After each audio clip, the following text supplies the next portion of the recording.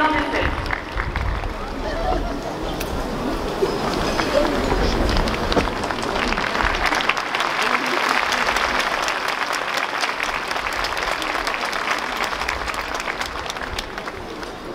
Monsieur le maire, messieurs, chers amis d'Orléans, l'histoire, à travers quelques-uns de ses plus beaux chapitres, s'est parfois écrite ici à Orléans, comme vous venez de le rappeler, monsieur le maire, notamment lors de la journée inoubliable du 8 mai 1429, dont vous m'avez convié à partager les souvenirs avec vous. J'aimerais vous dire avant tout combien cette invitation m'honore et combien je suis sensible à votre chaleureux accueil. J'en ressens une émotion particulière, faite autant d'humilité devant le geste héroïque de Jeanne d'Arc que d'intimidation devant la haute stature de ceux qui m'ont précédé à cette tribune. Laissez-moi vous faire part d'une image qui me revient à l'esprit. Image qui me frappa la première fois lorsque j'entrais dans la galerie des batailles du château de Versailles. Le peintre Harry Scheffer vient représenter l'entrée de Jeanne dans la ville d'Orléans à la demande du roi Louis-Philippe, à l'échelle du musée de l'histoire dédié à toutes les gloires de la France. Quel que fût le sort réservé à la pucelle d'Orléans au cours de notre histoire, qu'on l'ait glorifiée, oubliée ou reniée, qu'on ait cherché à la récupérer ou à l'exploiter, Jeanne d'Arc est et reste une figure emblématique de l'histoire de France. En elle, chacun peut se retrouver. Comme le disait Maurice Barrès, tous les partis peuvent se réclamer de Jeanne d'Arc, mais elle les dépasse tous. Nul ne peut la confisquer. Mais vous, chers Orléanais, vous ne l'avez jamais oublié. Fièrement depuis des siècles, avec une ferveur populaire qui ne faiblit jamais, vous lui manifestez votre fidélité et reproduisez dans la joie la procession qui suivit sa victoire décisive de 1429. Ce sont là les rites immuables qui font de ces fêtes joanniques les plus anciennes de France, et aussi sans doute les plus belles. Ici, le sort de la France s'est joué le 8 mai 1429, et votre attachement à la célébration de Jeanne d'Arc en ce jour anniversaire montre qu'il est de bonnes traditions qu'enracinées dans la mémoire collective, conjuguées au présent, revivifiées à chaque génération, dans un élan immuable, à l'image de votre fleuve. Quel bel exemple, quel beau modèle à suivre que la Loire qui s'écoule semblable à elle-même, immuable elle aussi. Vous avez raison de ne pas perdre le fil de notre histoire commune, parce qu'il y a dans ce passé matière à comprendre notre présent et éclairer notre avenir. À mes yeux, vous le savez, l'histoire est un précieux ciment qui nous unit tous et qu'il convient vraiment d'entretenir. Souvenons-nous toujours qu'un peuple qui ne sait pas d'où il vient, ne sait pas où il va. Pire, il court à sa perte. L'histoire constitue le socle sur lequel s'est constituée notre nation, un trésor et un patrimoine commun qui confère à chacun d'entre nous, quelle que soit notre origine sociale, religieuse ou ethnique, ce sentiment d'appartenance à un même peuple.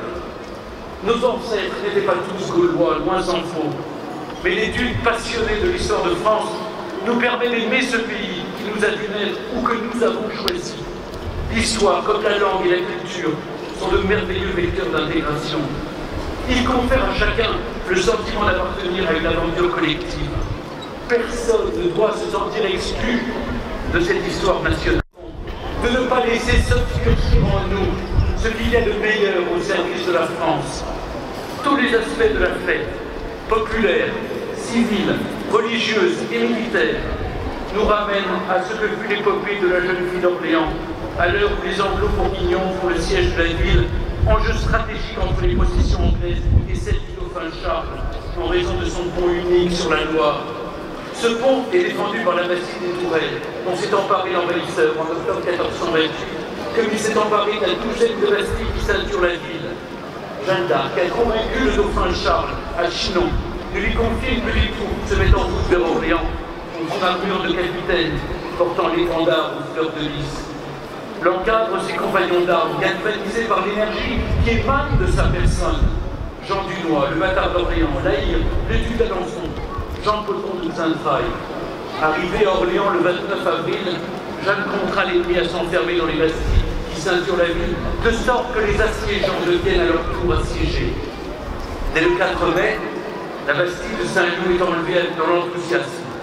Le 6 mai, c'est la prise du fort des Augustins. Et le 7 mai, au petit matin, Jeanne et ses troupes se lancent à l'attaque de la dernière Bastille, celle des Tourelles, qui tombera à son tour, permettant de rétablir les liaisons entre Orléans et le sud de la Loire. Le comte de Suffolk et Lord Talbot ont plus qu'à se retirer. La bataille de reconquête de la France peut commencer, menant le dauphin Charles vers son sacre à Reims le 17 juillet suivant.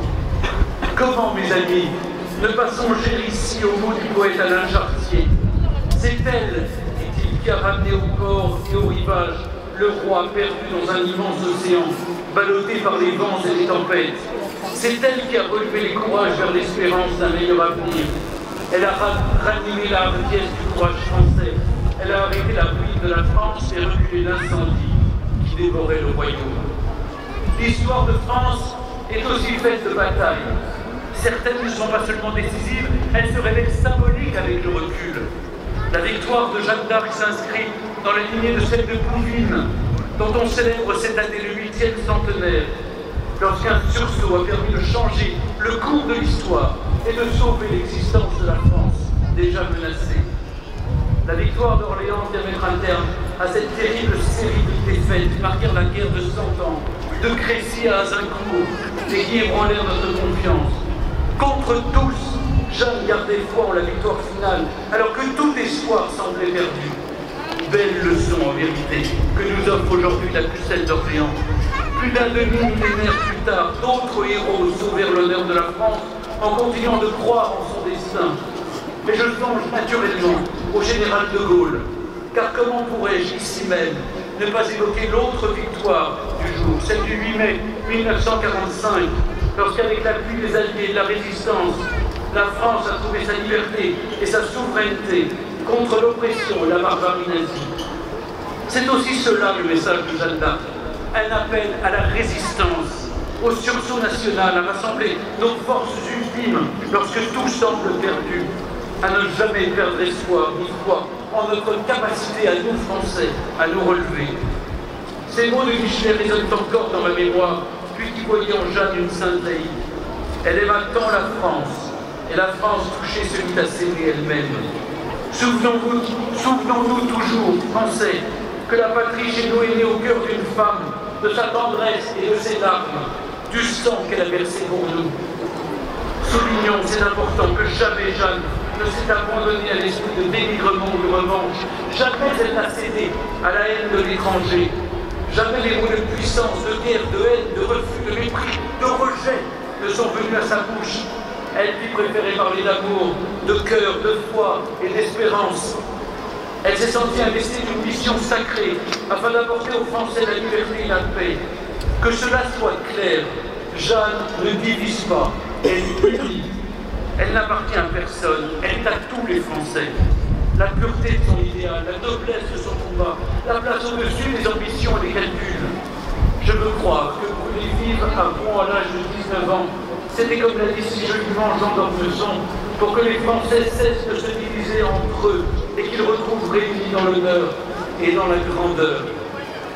Notre pays n'est jamais aussi grand que lorsqu'il est uni et rassemblé et qu'il communie autour de valeurs de liberté, d'égalité, de fraternité, certes, mais aussi de courage, de don de soi, d'engagement, de dévouement et de sens du sacrifice, pour qu'il conserve son génie propre et son dessein unique parmi les autres nations. Jeanne d'Arc est l'emblème, le symbole de ce que la France a d'éternel, car elle nous invite à poursuivre pour le meilleur l'aventure incroyable d'un millénaire d'histoire qui n'exclut personne, mais invite chacun d'entre nous, quelle que soit son origine et ses croyances ou ses convictions, à continuer de l'écrire ensemble. Alors oui, vive Jeanne d'Arc pour que vive la France.